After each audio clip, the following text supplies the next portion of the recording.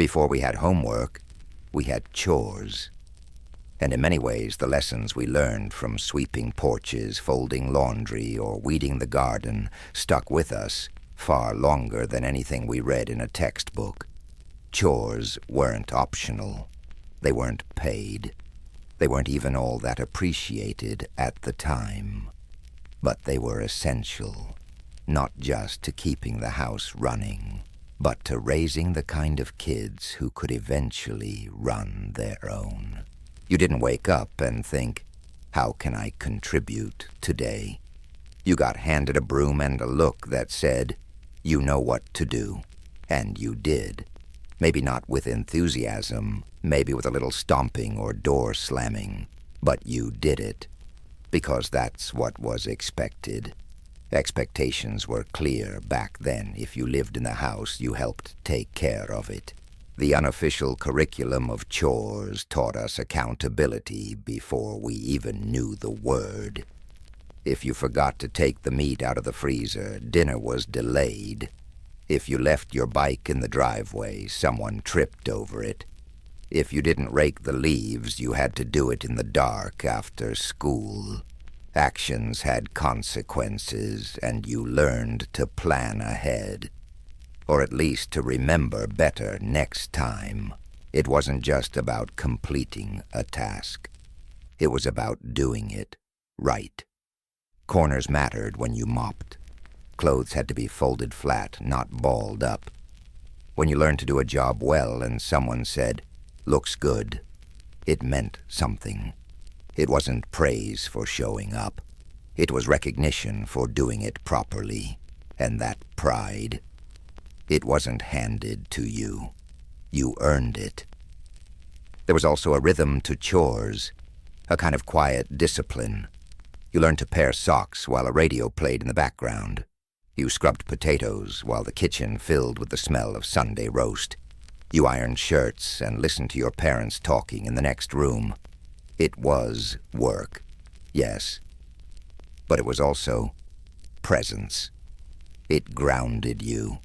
It connected you to your home, to your family, and to a sense of purpose. Sometimes chores came with grumbling, but they also came with stories. You learned how Grandma used to beat rugs by hand, how Dad once waxed the floor so well he slipped and fell in church shoes.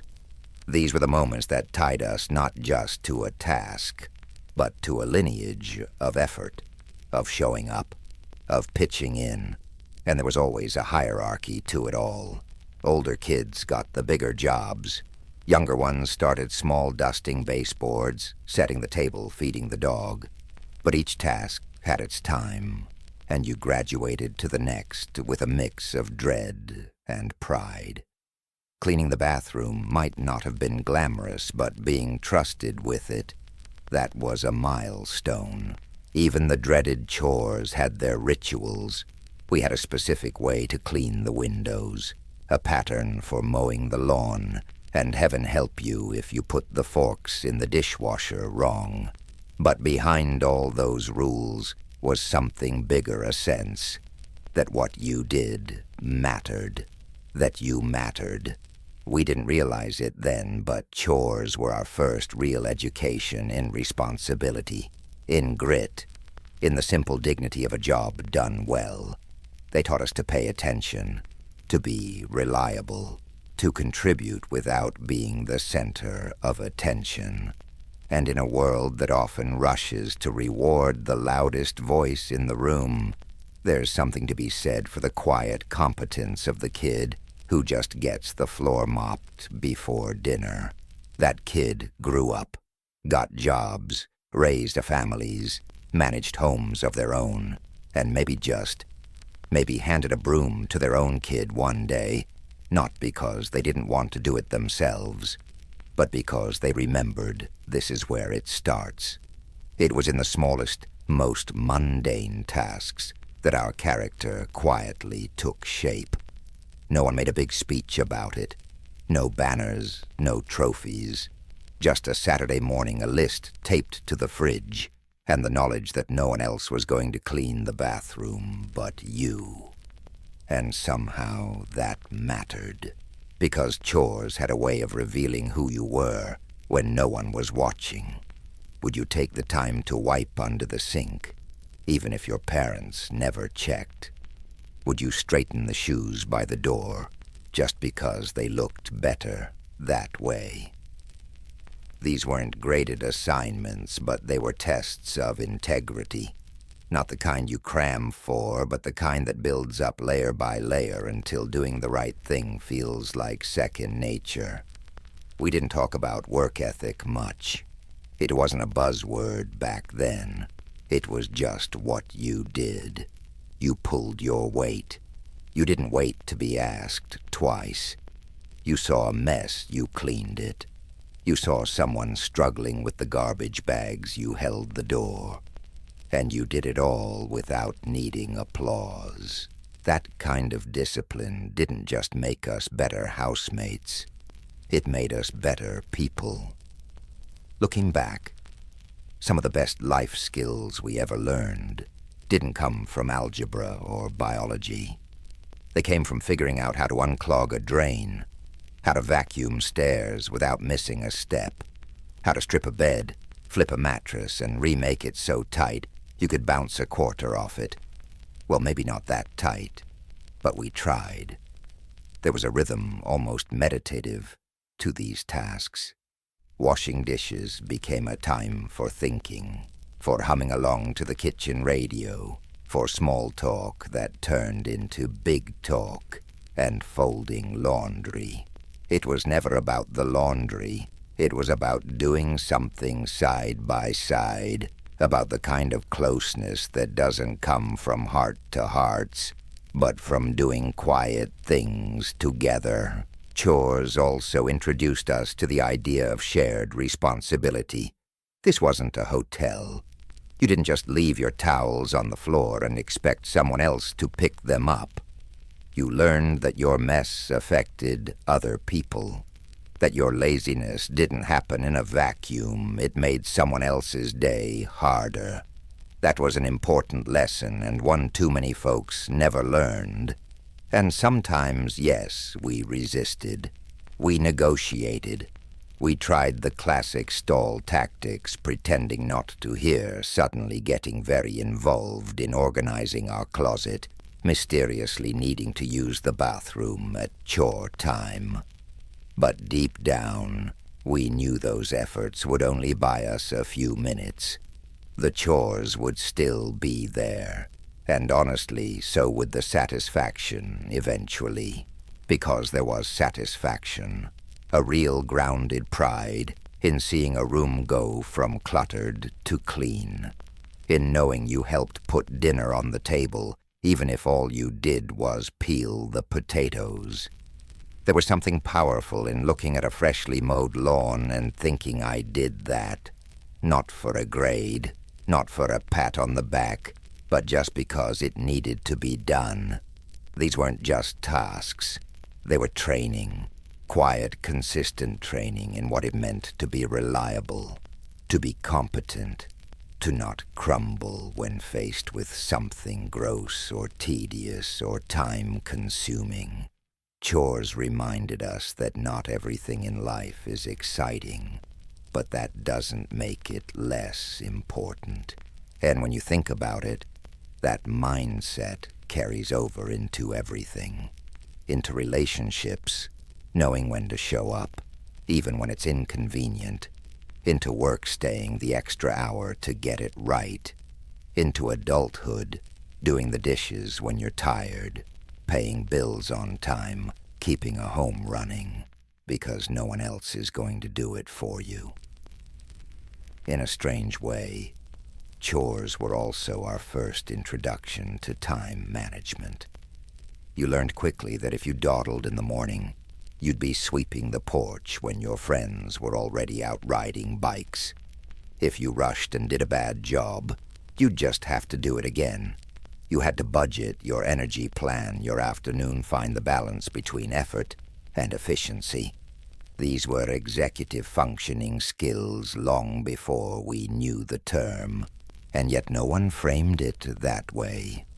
No one called it character development or responsibility building. It was just life. Just part of being in a family. And that, too, was important. It wasn't a special achievement. It was expected. It was normal. You weren't doing something extraordinary. You were doing your part. Sometimes chores even became a kind of rite of passage. The first time you were allowed to mow the lawn, that was a big deal. The first time you were trusted to watch younger siblings while your parents ran errands, that counted. These weren't just jobs. They were signals you're growing up. You're trusted. You're capable. And let's be honest, there were perks. Folding warm clothes straight out of the dryer on a cold day. Not bad.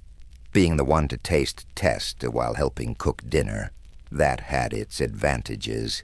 Even raking leaves became fun if you got to jump into the pile afterward. But more than anything, what chores gave us was a sense of ownership, of our space, our home, our effort. They reminded us that we weren't just guests in our own lives. We were participants, contributors, that we could shape our environment, and in doing so, shape ourselves. So while school gave us grades and report cards and gold stars, chores gave us something quieter, but just as lasting. They gave us a work ethic, a sense of responsibility, a belief in the dignity of doing the thing that has to be done, whether or not anyone's watching. And maybe that's why all these years later, we still find ourselves wiping down counters a certain way, or folding towels in that exact tri-fold our mom showed us. Because those habits weren't just about neatness. They were about something deeper. They were about becoming someone others could count on. At the time, we thought we were just cleaning, just taking out the trash, just helping Mom with the groceries. But there was so much more happening beneath the surface. Looking back now, it's clear that those chores, those routine, repetitive, often grumbled about chores, were teaching us lessons that no school ever could. They taught us initiative, not just the kind where you do something because you're told, but the kind where you begin to recognize what needs doing and step in without being asked. You see, a full garbage can. You tie it up and take it out. You notice the floor's sticky. You grab the mop. That kind of awareness, the ability to look around, notice the mess, and do something about it, is something many adults still struggle to develop. But we got our training early with a dish towel in one hand and a sense of duty in the other. They taught us patience. You don't vacuum a whole house in 5 minutes. You don't pull weeds and expect to be done before your favorite cartoon starts. You learn to stick with something, to follow it through, to see the results. Not instantly, but eventually. In a world increasingly obsessed with speed and instant gratification, that was a quiet gift. They taught us how to break big jobs into smaller parts. No one ever said, "Go clean the entire garage," and left it at that. You started by organizing the tools, then sweeping the corners, then bagging up the trash. Step by step. Piece by piece. It taught us how to approach any overwhelming task, not with panic, but with a plan. And oh, the planning. You learn pretty quickly that if you want your Saturday afternoon free, you better start early. No sleeping in until noon if you want to be out the door by 2. That kind of basic time management, the ability to prioritize, to hustle when needed, to know that effort up front leads to freedom later, is one of life's most underrated skills. We learned it somewhere between scrubbing baseboards and hosing down the patio. Chores also gave us a kind of emotional fluency we didn't recognize at the time. Because chores weren't always done alone. Often we worked side by side with a sibling, a parent, a cousin visiting for the summer, and in those shared silences or casual conversations, we picked up more than dust. We picked up cues. We learned how to listen, how to read a mood, how to work in harmony with someone else without stepping on toes or stepping on their freshly mopped tile. They even taught us pride. Not arrogance, but the good kind, the kind that comes from doing something hard and seeing it through. When you stood back and saw the garden weeded, or the floors shining, or the dishes neatly stacked, you felt it in your bones. I did that. Not for a trophy, not for a grade, but because it needed to be done. That feeling stays with you. It becomes part of how you carry yourself through the world. And then there was the unspoken lesson about care, taking care of things, of spaces, of people. Chores showed us that maintenance isn't a burden, it's a form of love. You dust because you care about your home. You help because you care about your family. You show up day after day because you've learned that consistency is one of the purest forms of devotion. So while we might have groaned and moaned and begged to swap dishes for laundry or toilets for vacuuming, the truth is those chores shaped us. They molded our work ethic. They sharpened our awareness. They gave us tools we didn't even know we'd need until one day we reached for them and found them already in our hands. Turns out the mop was mightier than we thought. Not every chore was monumental. Most weren't. In fact, it was the tiniest, most mundane tasks, the ones that seemed to matter, least that quietly taught us the most, like wiping the table after dinner, matching socks from the laundry pile, filling the ice trays before putting them back in the freezer. Those small gestures didn't make headlines in our childhoods, but they became part of our wiring.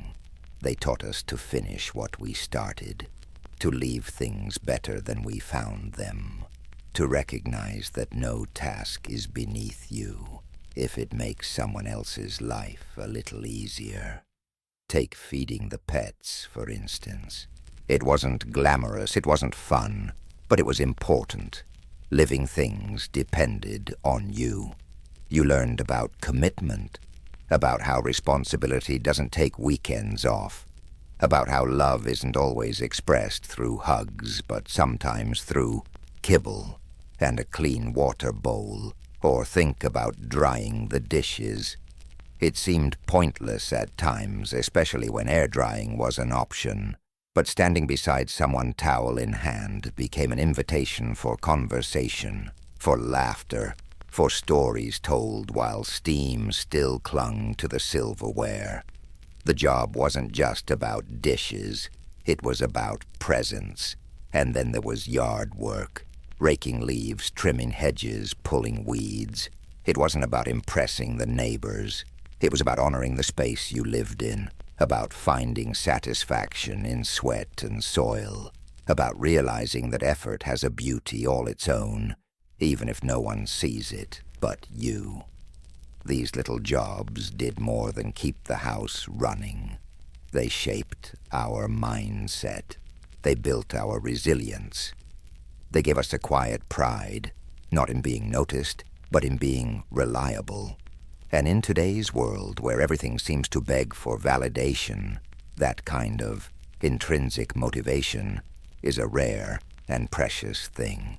Because what chores really taught us is this: doing something for the good of others without needing applause is its own kind of reward. And in the end, those little jobs weren't so little after all. There's something powerful about doing a task you don't want to do, especially when no one is watching. And if you grew up with chores, you know exactly what that feels like. It's Thursday afternoon, homework is done, and the last thing you want to do is take the trash out in the rain. But you do it anyway. Not because someone's yelling, not because you're hoping for a gold star, but because it's the next thing on the list and you've learned to respect the list. That's discipline, not the kind handed down through punishment, but the kind cultivated over time through repeated mundane acts. Waking up and making your bed, replacing the toilet paper roll, picking up shoes left by the door. None of it heroic, none of it newsworthy, but all of it meaningful. Because every time you choose to do something simply because it ought to be done, you're reinforcing a kind of internal strength. And that strength shows up in unexpected places. It's there when you meet a deadline, even though you're tired. When you hold your tongue in an argument because you've learned the value of patience. When you stay late to help a coworker, not for credit, but because it's the right thing. Those moments are built on the back of 1,000 Tuesday evenings spent wiping countertops. It's not that chores made us perfect. We rolled our eyes. We sighed. We tried to sneak past the undone tasks like everyone else. But over time something shifted. The resistance softened. The complaining faded. What was once a battle became a habit, and then almost imperceptibly it became a mindset. We learned to show up, even when it was boring, even when it was hard, even when it felt unfair. And showing up again and again is half the battle in life. It taught us how to push through discomfort, scrubbing a stained pan, untangling the garden hose, cleaning out the fridge. You don't need to enjoy it, you just need to do it. That ability to separate task from emotion, to focus on the goal rather than the mood, is a form of emotional maturity most people spend their whole lives trying to master. We got a head start thanks to Saturday mornings with a to-do list on the fridge. There was also something strangely comforting in the routine of it, folding clothes with a certain rhythm, vacuuming in neat, satisfying rows. Even dusting became meditative, the swipe of the cloth echoing the sweep of thought. It was motion that cleared more than just surfaces. It cleared space in the mind. And sometimes it gave us space to think, to daydream, to work through problems silently while sorting laundry. There was a rhythm to it that the modern world rarely gives us, a kind of productive stillness. And while we're being honest, let's admit this. There were times we deliberately dragged our feet, took the long way around a chore, pretended not to hear when our name was called. But even then, something was happening. We were negotiating with responsibility, testing limits, and ultimately learning where the boundaries were and why they mattered. That's how you learn the difference between freedom and license, between choice and consequence. Because when you skip the chore, the trash overflows, the floor stays sticky, the dog goes hungry. Real-life feedback, real-life learning. Bit by bit, we understood that contribution is not just about grand gestures. It's about the small, faithful acts, the ones you repeat every week, the ones no one thanks you for, the ones that, when added up, form the scaffolding of a good life. And so, we scrubbed, swept, folded, and fed. Not perfectly, not always happily, but consistently. That quiet consistency, born from ordinary chores, has followed us into adulthood like a faithful shadow, helping us keep promises, show up on time, finish what we start. And the best part, we didn't even realize we were learning it. Not until one day, years later, when we took out the trash, without being asked, and smiled without knowing why. When you're a kid, the word help is everywhere. Can you help carry the groceries? Help fold the towels? Help set the table? At the time, it doesn't always feel like help. It feels like work, sometimes boring, sometimes annoying. sometimes coming at the worst possible moment when you were finally getting good at Mario Kart. But as we got older, we started to understand that being asked to help wasn't just about chores. It was about trust, about responsibility, about being counted on. Helping out at home wasn't optional. It was a sign you belonged. And maybe you grumbled at first, but eventually you began to see the meaning beneath the motion. When your mom asked for help peeling potatoes, it wasn't because she couldn't do it faster herself. It was a way to bring you into the moment, to teach you that being part of a family meant sharing the work, not just the fun. And when your dad asked you to help rake leaves or clean the garage, maybe he didn't care how crooked your rake lines were, or how many times you wandered off. What he really wanted was your presence. A moment beside each other, a shared task that gave space for silence or laughter, or the kind of talks that don't happen face to face, but shoulder to shoulder. There was value in being helpful even before we knew what that value was. It was a way of saying, I'm here, I care, I see what needs doing, and I'm willing to show up. And let's not forget the way we helped each other, too. One sibling drying the dishes while the other washed. One mowing the lawn while the other pulled weeds. And sometimes we traded. We negotiated. We struck deals like miniature diplomats. It taught us cooperation, that sweet, hard-earned give and take that lives at the heart of all good communities. It wasn't perfect, we argued, we pointed fingers, we kept score. But we learned how to navigate each other's moods and strengths. We learned when to step up and when to step back. And we learned that even the smallest acts of help had ripple effects. You bring in the mail and discover a birthday card that makes someone's day. You unload the dishwasher and your parent smiles a little easier that evening. You take the dog out and suddenly no one's running late. We didn't realize it then, but those tiny gestures were teaching us how to care, how to pay attention, how to contribute not for applause, but because it simply feels good to be useful. And over time, that sense of help grew bigger. It followed us to school where we shared our lunch with a classmate who forgot theirs. It followed us into friendships where we noticed when someone needed a laugh more than a lecture. And eventually it followed us into adulthood where the best parts of us, the generous parts, the patient parts, were born in those simple, unglamorous childhood moments of helping.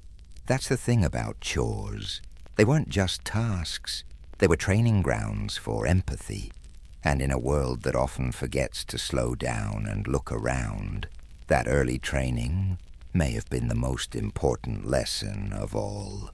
On the fridge next to faded magnets and a photo of someone's crooked smile was the chore chart, a grid of names and tasks scribbled in pen or carefully marked with stickers. It was official, it was sacred, and it was absolutely up for negotiation. That chart was more than a list. It was a declaration, a way of saying this house runs because we all pitch in. Monday might be vacuuming, Tuesday was dishes, Wednesday brought bathroom duty, and heaven help you if you forgot it was your turn. There was a strange pride in having your name next to a completed task, like crossing a finish line, even if that finish line was made of folded towels or an empty trash bin. And sure, sometimes we swapped with a sibling. Sometimes we snuck by, hoping no one would notice a skipped square. But more often than not, we showed up. Because the chart wasn't just about chores, it was about rhythm, structure, a sense that time moved in cycles and that we had a role in those cycles. We weren't just passengers, we were part of the crew. And those roles, they changed us. You start as the kid who always forgets to wipe the table. But give it a few weeks, a few reminders, a few do-overs, and suddenly you're the one reminding someone else. Responsibility has a funny way of sneaking up on you like that. The chart gave us something else, too, a sense of fairness. Maybe not perfect equality. Let's be honest, some chores were way worse than others, but at least everyone had something. Everyone contributed, and that balance mattered.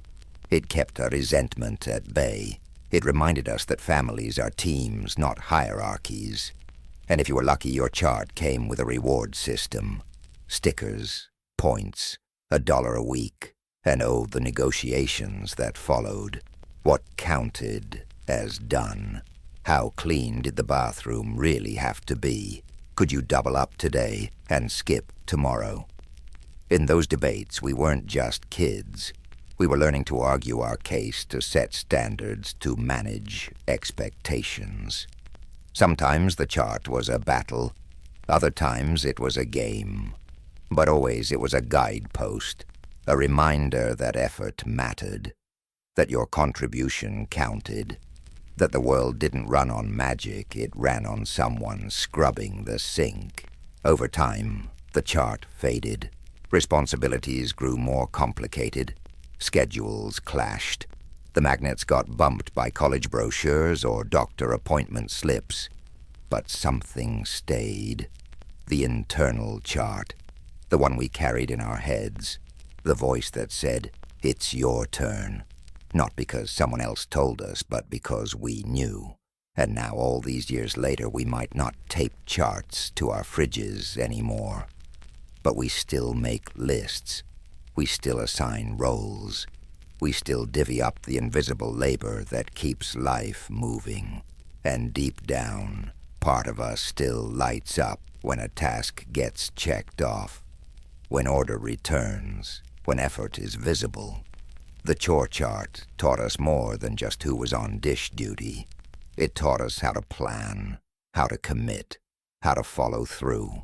It taught us the value of shared responsibility and the quiet joy of a job well done. Because while childhood chores may fade into memory, their lessons never do. And that little chart, with its messy handwriting and bent corners, left a bigger mark than we ever realized. It helped make us who we are. There was always that one chore, the one you dreaded, the one that felt like punishment no matter how fairly it rotated through the chart. Maybe it was scrubbing the toilet, maybe it was weeding the garden under the hot summer sun, or maybe it was hauling out the trash when the bags had already started to leak.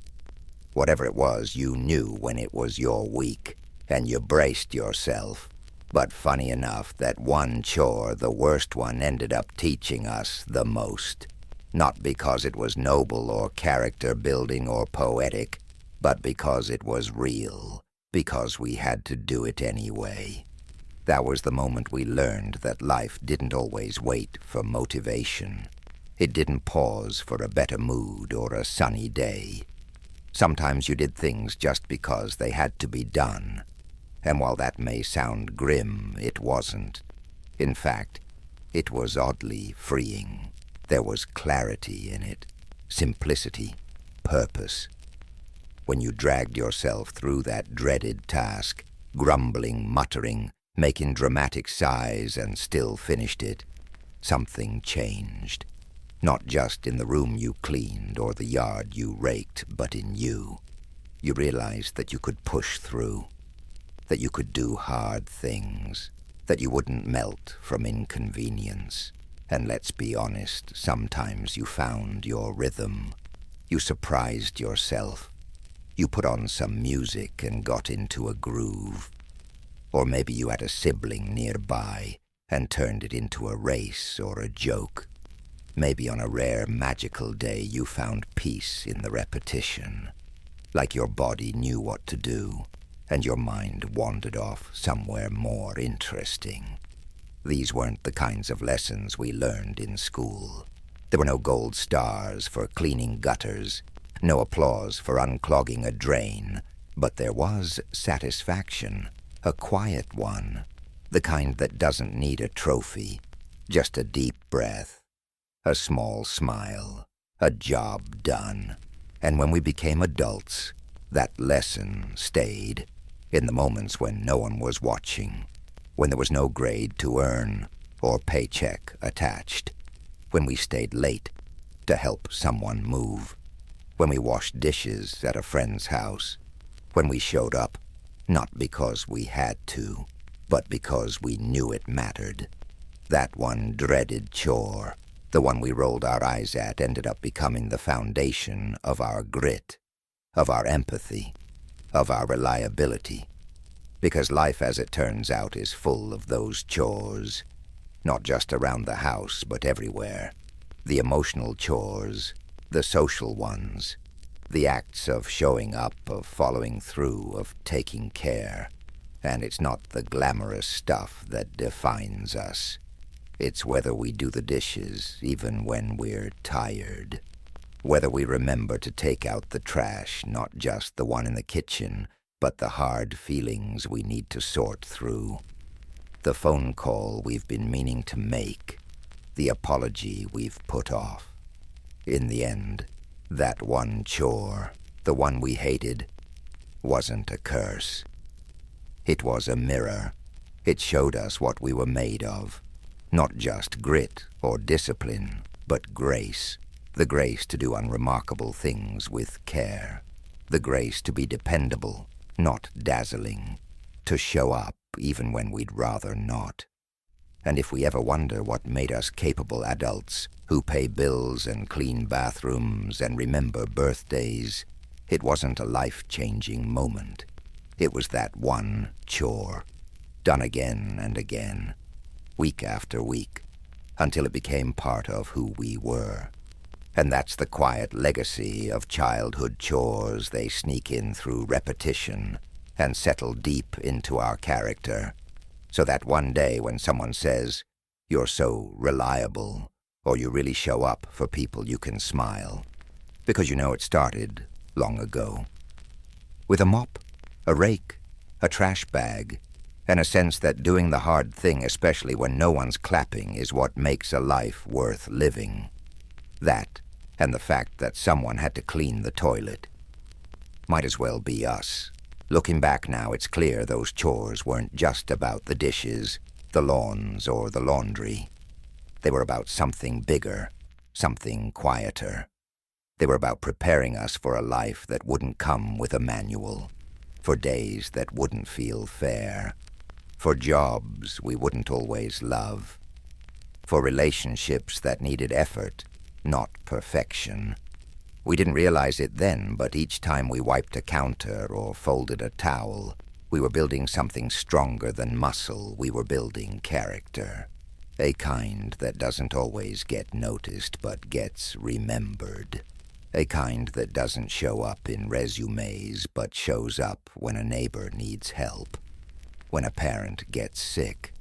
When the world feels too heavy, and someone has to carry the weight without complaint.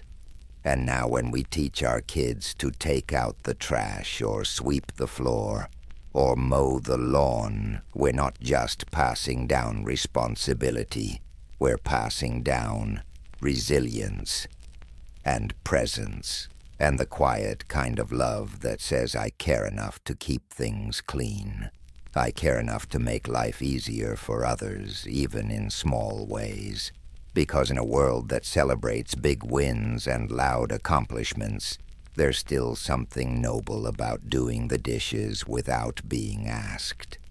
About keeping promises, even the tiny ones.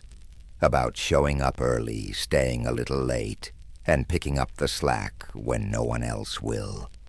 We may never get a standing ovation for the chores we did as kids, but we carry them with us, not as burdens, but as blueprints for how to live, how to care, how to be someone others can count on.